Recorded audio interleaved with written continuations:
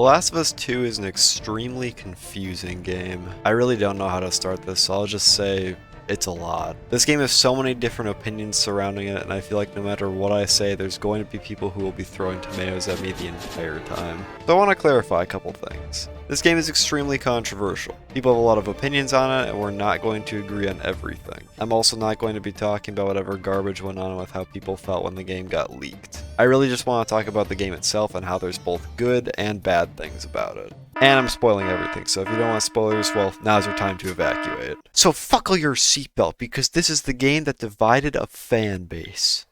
The Last of Us Part 2.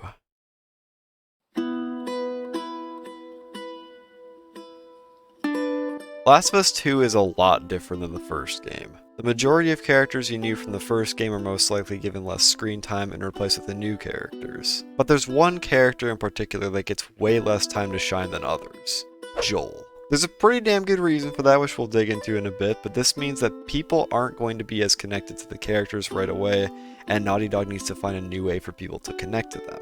Ellie as the main character is a good way for people to connect with someone, but her personality is way worse, and you get to learn pretty early on that that's probably because she hates Joel now. And that is a big fucking red alert. They were a huge reason why it wasn't as boring to just walk around and look for supplies in the first game, because their personalities worked so well together. It was like peanut butter and jelly, yin and yang, Mario and Sonic. But you don't get to know why she hates Joel until way later, so I might as well pick up the pace because this game has a lot of moving parts. The game starts off with Joel telling Tommy about what happened at that cursed hospital. They arrive back to town and then 4 years go by. Wait, what the fuck? You meet Jesse and Dina, and then you also meet this girl that probably doesn't matter at all. She's just camping with her friends near Jackson and seems to be hunting someone. But let's fast forward a bit and oh my god, she's killing Joel. That complete nobody that we saw before lures Joel into a house and tortures him with a golf club. And I cannot understate how important Joel's death is, especially when it's like this. I know that a lot of people were thinking that if Joel would die, it would be in a heroic way and not at the hands of a fucking golf club.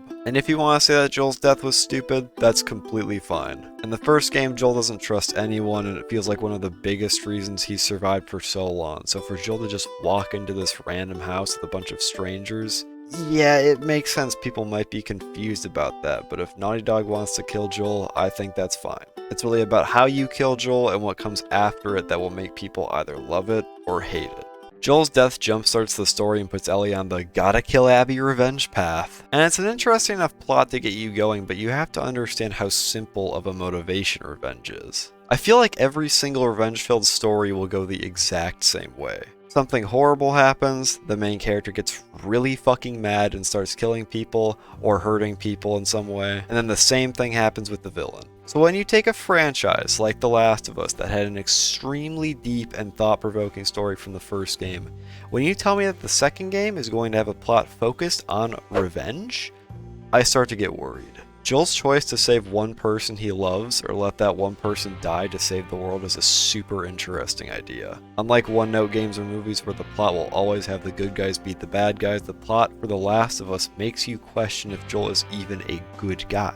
You can have discussions about if he did the right thing or not, and my answer to what I thought was that he did do the right thing. I mean, the brutally murdering people part was a bit wrong, but overall I think sacrificing someone just to make your life easier is fucked up.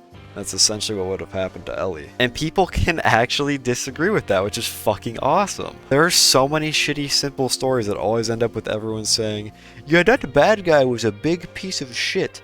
So what Joel did makes you actually feel something unique. And that's why Last of Us 2 is worrying right away, since it can devolve into a plot that's too simple too early. But having Abby as a playable character makes it much more interesting, since now you have these completely different characters going at each other's throats with their own reasons for doing so. Ellie's reason for going after Abby is because she killed Joel, and that can work well if I actually wanted to kill Abby. I'm not one of the people that wanted to go at Abby's throat, at least with my second playthrough. My first playthrough I wanted Abby to die way more than I wanted Ellie to die, but I was never really fully committed to it because Abby doesn't seem like an awful person, and yet I know she is. I think my brain does that because of how numb I feel playing this game. My first playthrough I felt fine, but the second playthrough was just so fucking numb. Besides Joel's death, none of the other deaths or awful things happening really resonated with me, even though I knew they were awful. Like when you play as Abby, you already want to fucking go back to Ellie. But more importantly, Abby's side really needed to make her someone that people can hate, but at least understand where she's coming from. And they only try to do that in the beginning, and it just doesn't work at all for me. I feel like the writers were like, oh shit, we really need to have the player think Abby's cool so that they don't think of her as the intolerable asshole that killed Joel the entire game. And it just comes across super forced. Why not let us hate her for a bit? Don't introduce her with this fucking, oh, isn't it nice that she has friends that all have personalities? Oh no, oh, such good, cute dog. Oh, that's a good boy. No, have her reflect on what she did in a meaningful way so that we can sympathize with her. Otherwise, you're just going to keep spitting these, please like Abby, spitballs at me, and it's gross. Stop it. But where you really lose me is how they couldn't even have Abby's story make her look better. Abby's day one feels meh because you're going towards Owen, who you as the player have absolutely no motivation to get to. And later she has this dialogue with the scars that save her that makes her look like a piece of shit. And yes, I'm going to call them scars because it sounds badass. And then she gets mad at Owen, and then they have fucking anal sex, which... what? But you also realize that she's basically having Owen cheat on Mel with this sex shit, and she knows that he's cheating, and then she makes him look like the bad guy, and it's so damn much to try to follow, and I start to feel disconnected from Abby because of it. And honestly, if it feels like this video is all over the place, that's because the game is all over the place. That's not even me trying to cover my tracks. There are just so much fucking things in this game. There are constantly flashbacks in the weirdest fucking spots, fucking flashbacks inside flashbacks, and emotions being flung around the room at breakneck speeds. And it sucks because I know what they're going for with the story. Having these characters fight with a dual narrative is really cool and can be really emotional since you get to feel for both characters. But damn it, man, it's really hard to root for anybody when all of them except for really Lev and Yara are giant pieces of shit or uninteresting as fuck. Ellie is the easiest example. She was this extremely fun, energetic person in the first game that made the post-apocalyptic world feel a bit better to live in. But now she's turned into a shell of her former self. Her humor has devolved into puns. What's the quietest animal on a farm? A sheep.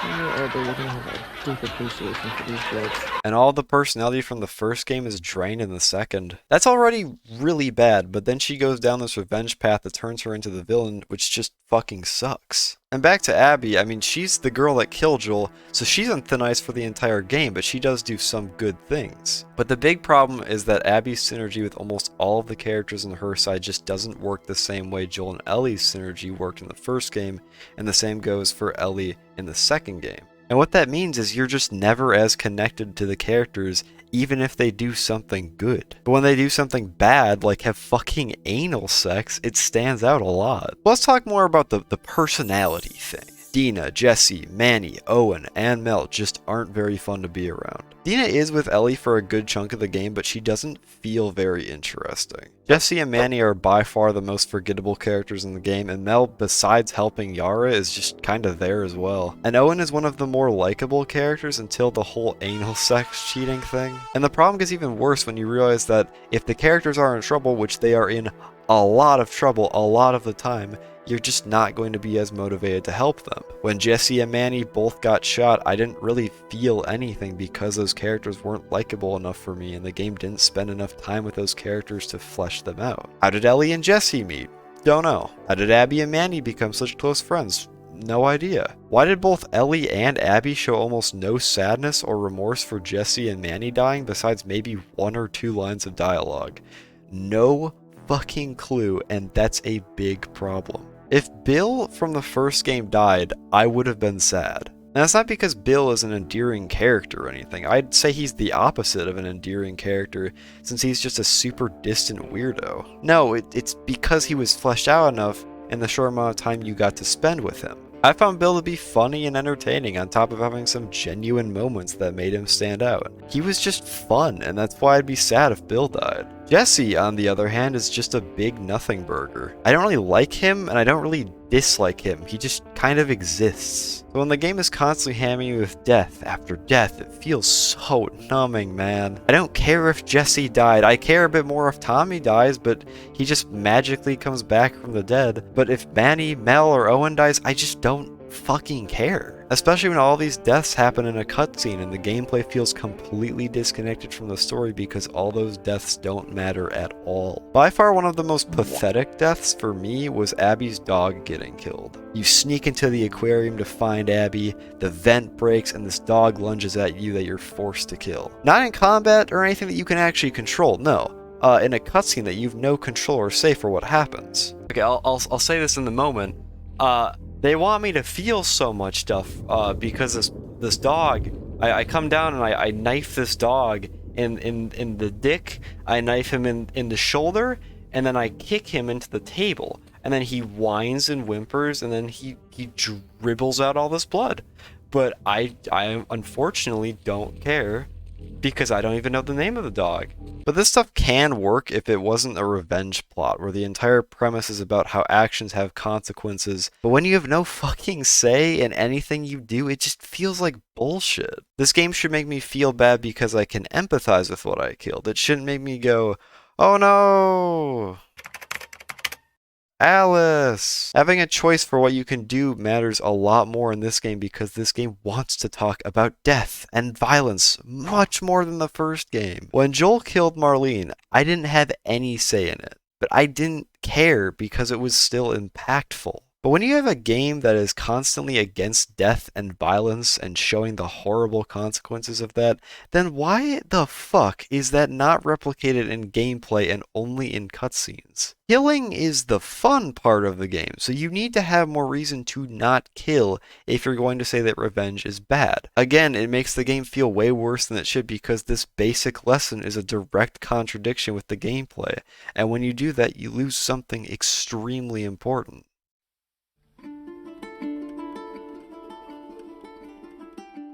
I want to start by saying that The Last of Us 2 is some of the most immersive, mind-blowing graphics I've ever seen in a video game. It's amazing what they've been able to do with the grass alone, but then you apply that to the buildings, the character models, even picking up ammo has a little animation that makes you actually feel like you're picking up ammo. The sound effects really makes you feel like Ellie. Unfortunately, the game had too much water. But I still care about the gameplay and how that immerses me, and what this game really needs is to have gameplay that works. And don't get me wrong, the gameplay is really fun, if a bit really annoying at times, but this game's combat will be different than the first game's combat, even though they're practically identical. The first game didn't really care how many people you killed, and it worked because the game wanted to focus on Joel and Ellie. But The Last of Us 2 wants to focus more on the life and death aspect and how choices actually matter. So with that knowledge in your head, can someone tell me why the fuck the game cares so little about who you kill in combat but cares so much in a cutscene? When you kill someone or something in a cutscene, even if you don't know who that person is,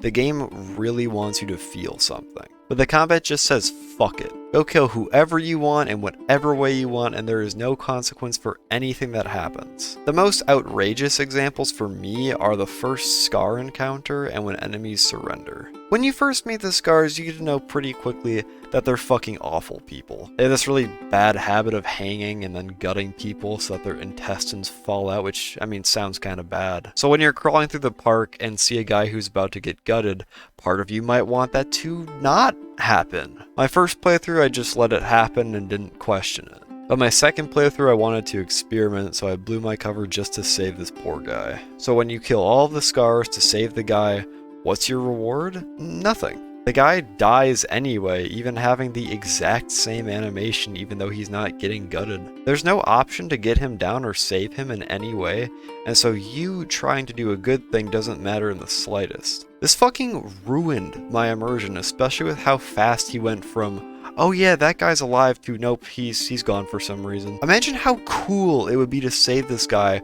who's also a wolf, and then you can become friends with him, but you still want to hunt Abby down. So your friendship gets tested. Maybe there can be a part where he has to choose which side to get on. It can be so much more dynamic than just, yeah, he dies no matter what you do. I mean, especially when that goes directly against the revenge lesson. But it somehow feels even worse with the surrender option. The game has this mechanic where when there's just one more enemy in combat and you melee them, sometimes they'll fall and beg for their life. Obvious choice would be to kill them because, I mean, fuck it. And that's what I do in the first game because your choices don't feel like they should matter as much there. But in The Last of Us 2, they feel like they matter a lot more. So I want to show some mercy, but if you decide to back away and let them live, the game just puts them back into fucking combat. Or your ally will kill them for you, or my personal favorite, or they just fucking die without you even touching them. These things might sound like nitpicks, but then remember the lesson the game is trying to teach, and this shit stands out. Whenever Ellie kills someone in a cutscene, it's this big moment, even if you don't know their name or anything about them, so why isn't it even remotely similar in combat? I still gotta give credit for parts of the game that did immerse me though, and it was almost always the flashbacks with Joel and Ellie because I actually know those characters and care about them. My favorite part of the whole game is Ellie's birthday flashback, even though it has no combat at all. You get to learn that Ellie can swim now and that her personality hasn't been viciously sucked out of her yet. You get to climb a dinosaur and make a big splash below, and you get to actually have fun and enjoy yourself because you're spending time with likable characters.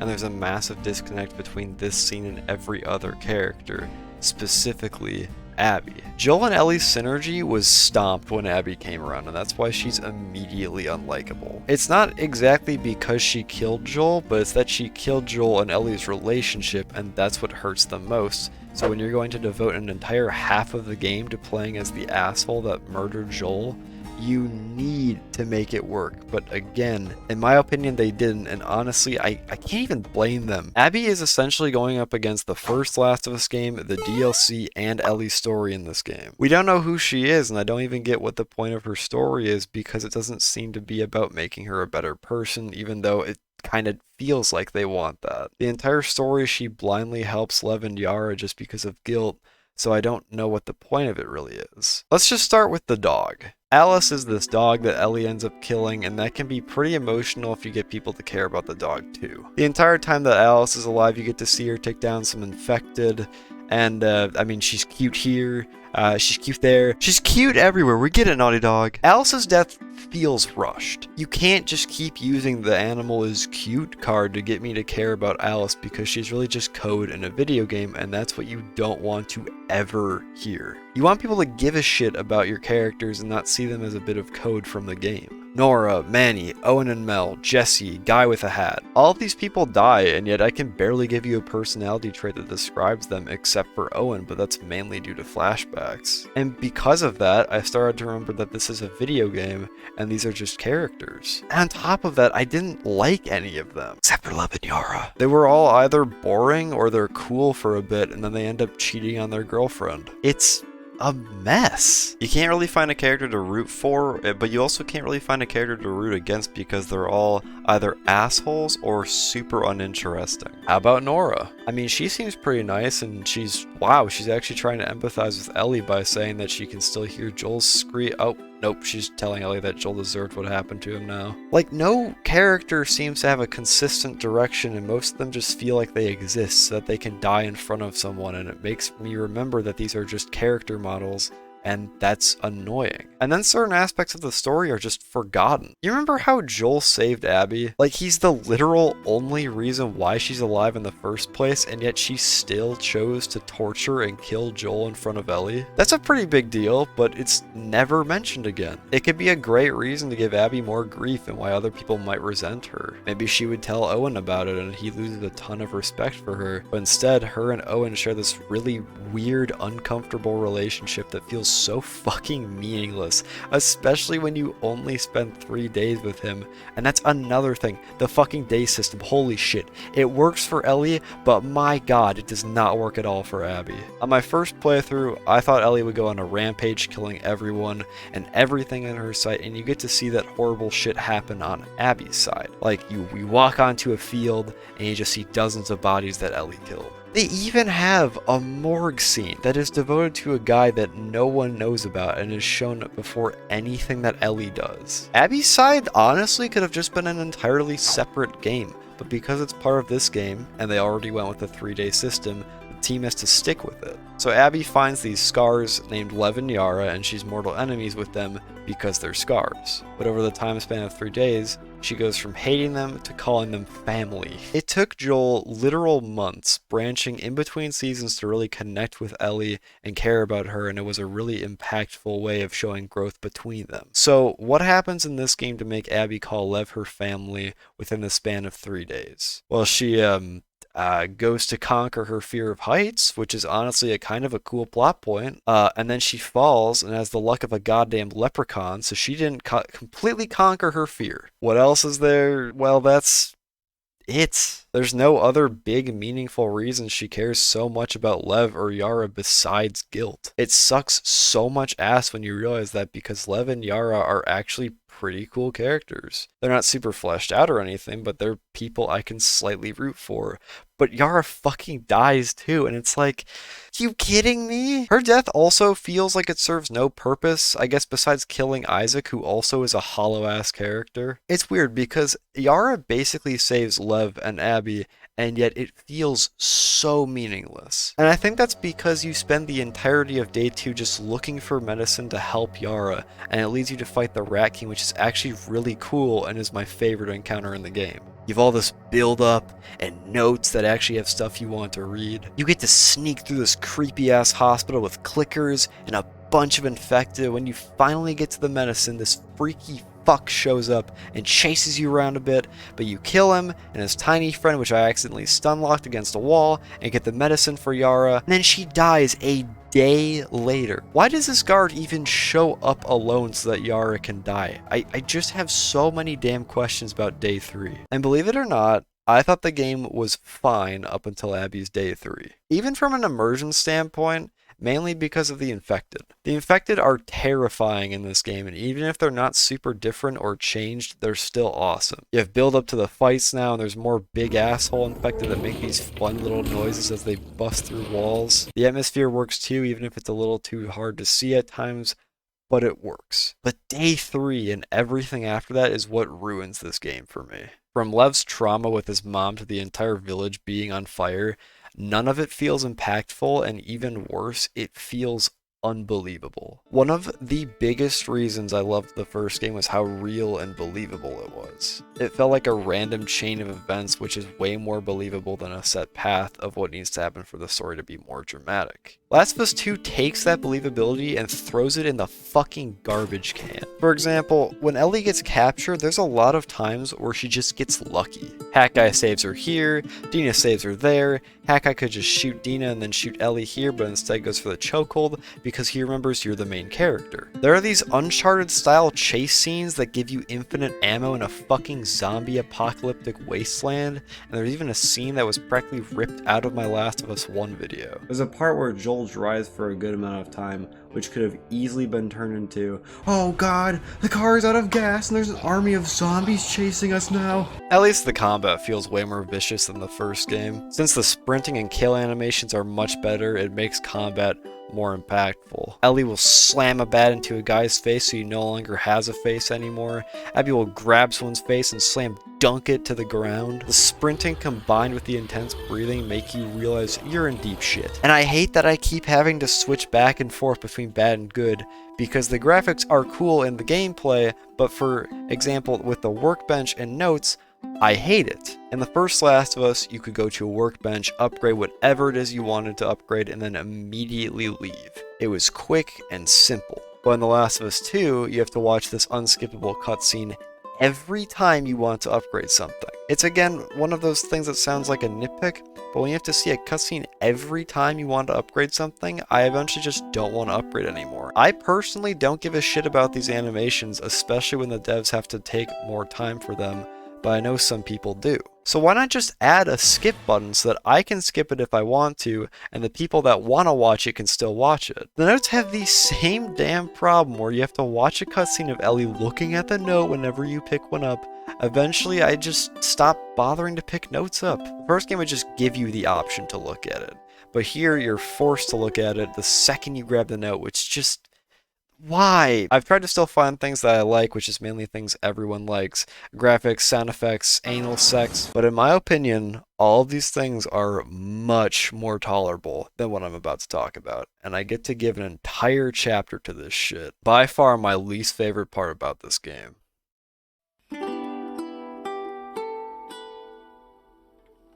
In my first playthrough, I thought this was one of the worst boss fights I've ever played in a video game, and my second playthrough was better, but it still had the same reasons I hated it. Even before the fight, you're already making me upset with this giant village on fire. It feels so Uncharted-like, where Abby just says fuck it and goes straight forward into danger with no way of knowing if they can get through it. What if they just waited it out a bit and hid somewhere? Well, that would be boring, so we get to run through and see everyone killing each other, and Abby eventually loses her backpack, meaning she has no gun, no medkit, no nothing. This would be really cool if it was an Uncharted game, but this is The Last of Us, and huge spectacles like this aren't supposed to be the main focus. You end up fighting a tanky bitch and ride back on your boat to realize that Ellie's story is finally connecting with Abby's. I was pretty happy that we could finally see these two characters lash out at each other, but the way it happens is already fucking dumb. I mean, Ellie just leaves a map that leads right back to her hideout. But Abby's also already seen what taking revenge on Joel has done for her and her friends, so having this horrible thing happen to her again is a great way to have her rethink her approach. She cares about Lev, and she could let this go since she knows what the consequences already are. Nope, she immediately goes to fight Ellie. Fuck it, she runs into the building and shoots Jesse in the face and Tommy in the head, but he survives because plot armor, and now Ellie and Abby can finally have a meaningful conversation to talk about what happened, right? Right? Nope, they just want to kill each other, and Abby is going to fight Ellie with her fists and some bottles. Jesus Christ, man. For those of you who don't know or don't remember, Ellie has a shotgun, a pistol, a hunting rifle, a bunch of bombs. She can also grab the bottles. She has a melee weapon that can one-shot Abby. At this point, she could just fucking run at Abby and win. She also could have just killed Abby right away by blasting her ass here, but she hits her with a plank instead, of course. The thing that really sucks is this boss fight could be so much cooler. It feels like a nod to the David boss fight from the first game, except there, it actually made sense and worked. David just wanted to see Ellie suffer at that point and didn't have a ton of stuff on him either, so he would just walk around saying creepy shit until he decides to bring out old Reliable. It works so damn well because it comes out of nowhere. Ellie is helpless and David is insane. Ellie's boss fight is almost the complete opposite, and it doesn't work for so many reasons. A good place to start is how linear this fight is. What I mean is that everything has to play out in the exact same way for everyone, so if you wanted Abby to die, well sorry, but there's only one cutscene that gets you out of here.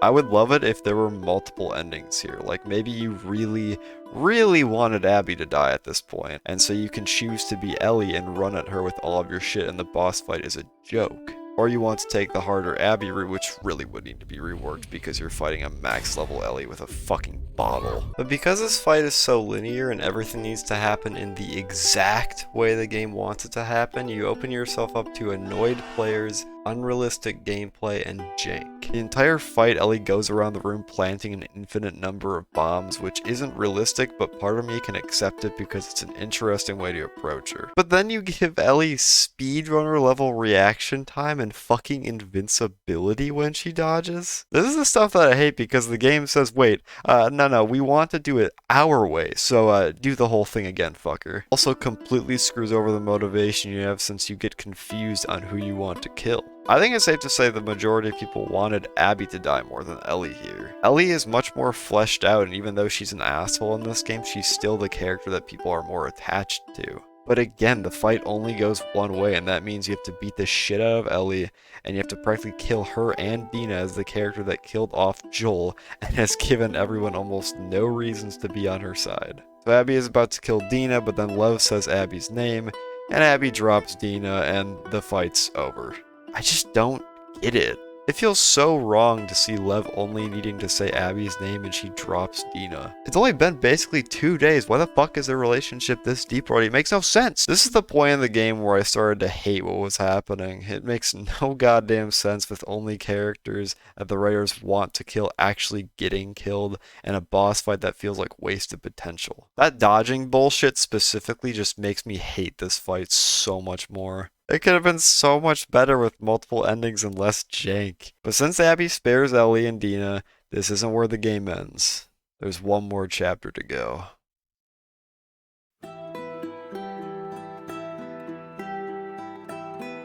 last section of the game is Ellie on a farm with Dina and their baby, which is as simple as it sounds. All you do is herd sheep and walk around the farm, but there was one scene that I really liked. After you herd all of the sheep, you realize one got out. So when Ellie walks over to the last sheep, it runs away, and that triggers Ellie's PTSD because of the tool falling. And all of a sudden, she's back at that cursed-ass house, and she can't even open the door that Joel's in this time. Dina eventually comes and helps Ellie, but damn, this scene was good. This is the kind of stuff I wish was more common in the game, where you can actually see the characters feel something, instead of just moving on from things like it didn't even happen. Tommy comes back too, of course, even though he got his little noodle blown right off. I don't have much to say about this part besides I find it pretty weird how all over the place Tommy is in this game. He was the one that was trying to tell Ellie not to go after Abby in the beginning, and now he's the one trying to convince her to go after Abby. And it just feels weird. I get they're trying to show that he's changed from the stuff that happened, but it just feels weird, especially since Tommy was also the one that went around killing people while tracking Abby, even though he said no for tracking. I don't know, it's weird. Naturally, Ellie agrees to go after Abby after like a night or two, and leaves Dina behind, so we cut to Abby and Lev trying to find the fireflies. They get captured by the rattlers, who really don't matter. All they really do is make Abby less buff so Ellie and her can fight more reasonably. Ellie does get stabbed by a tree to make her a bit weaker, but what's pretty damn weird is how Ellie actually feels good going through here. What I mean is, once you start fighting more rattlers, you eventually find these prisoners and you set them free, which is a good thing, but it's also weird because Ellie is going for revenge. The game just glosses over that, so I'm going to gloss over it too, since the main reason we're here is for the final Abby fight. Up until this point, Ellie has pretty much sacrificed everything, and Abby's finally right here for her, completely helpless. But she cuts her down, which...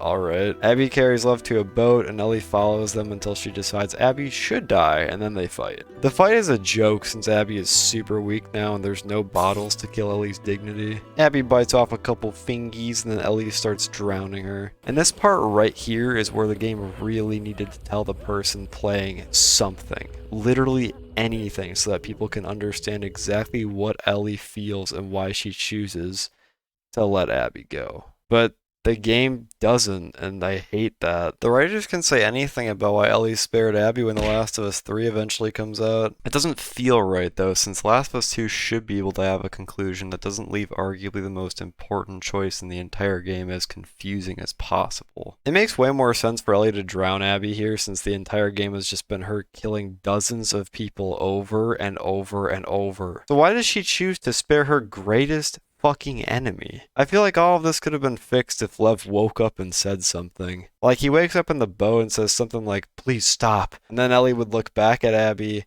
and now she's drowning Joel. That's the ending I would want, since now you actually get to know why Ellie spared Abby. Throughout the entire game, Abby already feels a lot more like Joel, not only gameplay wise, but also because of her relationship with Lev and how they helped each other, even though it only took 2 days. So Ellie sparing her because Abby reminds her of Joel makes much more sense to me. But because you can interpret why Ellie spared Abby as anything, it just feels like the writers didn't even know what they wanted. It would absolutely be a bad ending if Ellie drowned Abby, since then she's pretty much gone down the villain path completely, but I think it makes more sense. The game ends with Ellie coming back to the farm, which is abandoned, and she tries to play the guitar but can't play the right notes since fingies got chomped off. We get to see the last flashback where Ellie tries to forgive Joel, and there's not a whole lot to say about it besides it's pretty sad. You get to realize that Joel died the day after Ellie was trying to forgive him. There are little things that I like about the scene, like Ellie getting more frustrated as Joel talks, even though he isn't really saying much to upset her, and you get to see Joel getting shaky when he hears Ellie wants to forgive him. One of the most important parts about this scene is how Joel admitted what he did at the hospital was the wrong decision. It's more of a personal opinion for me since people can think that was the wrong choice, but I think it would have been better if Joel doubled down and showed how much he cared about Ellie. Because the writers really needed Joel's choice to mean something, since if it didn't, then yeah, it would be the wrong choice. The world would still be ravaged by infected, and Ellie's life would be a horrible mess, and Joel's life wouldn't be much better. I think that's exactly what happened, which is so fucking upsetting because it makes the choice Joel made in the first game feel meaningless. It doesn't make you feel like it was the right choice anymore, it makes you feel like it was for nothing. Ellie puts the guitar down and walks away from the farm, and that's the game. I'm guessing her walking away from the farm is almost like her walking away from Joel and basically accepting everything that happened, but it just doesn't feel like that to me. It's not really something she can just walk away from, and Joel's death will always be in her head, so her approaching it more head on instead of walking away from it, I feel like would be the better option. After the end of the game, I realized that there was one question that kept repeating throughout my entire playthrough. Why am I even doing this? Why am I avenging Joel if Ellie isn't going to kill Abby? Why am I helping Lev and Yara when I barely know them? Why am I fighting this giant monster if Yara is going to die the next day? Why am I helping Ellie or Abby's friends if I know they're just going to die in front of me? I've heard some people say that Ellie sparing Abby is similar to what Joel did in the first game where he saved Ellie, but the first game fucking earned that ending with a relationship between Joel and Ellie that made it work and didn't feel wrong. The Last of Us 2's ending makes me feel robbed. All of that work for nothing. And I like how the first game had Joel and Ellie's relationship make it feel like it wasn't for nothing. This ending feels like it was for absolutely nothing. The writers have years to come up with a reason for this shit, and I feel like that can make people a bit less uneasy. A good story should be able to wrap things up in a satisfying way and maybe even hint at a sequel. So to understand how this game would feel without thinking there will be a sequel, let's say that this was the last Last of Us game. This was the conclusion where Ellie spares Abby for a reason that people can only speculate on. Every other character has had their personality gutted or they're dead, and all of it ends with Ellie walking away from her farm, hurting everyone and accomplishing nothing. If this was how The Last of Us ended, would you be satisfied?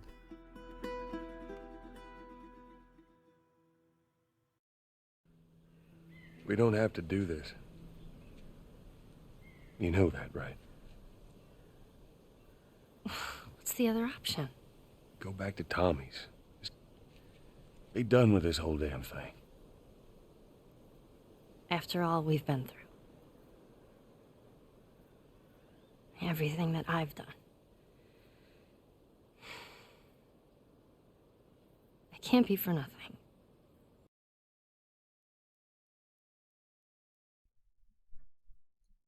Hi. Not voiceover Logahart here, just wanted to say thanks for watching the video. Took a while, as per usual, but it's finally here. A couple other things would be, of course, the whole like, comment, subscribe thing, but also, if you disagree, whether you agree, disagree, whatever it is, just know that that's fine, that's okay with me. Just if you want to talk about what you think, just talk about it down in the comments. It's fine. If I think it's much healthier to just express yourself, talk about it. Please don't just fucking be like, oh, this fucking guy. But if you did enjoy it, that's also great. But yeah, I'm finally done. Oh my god, I'm finally done.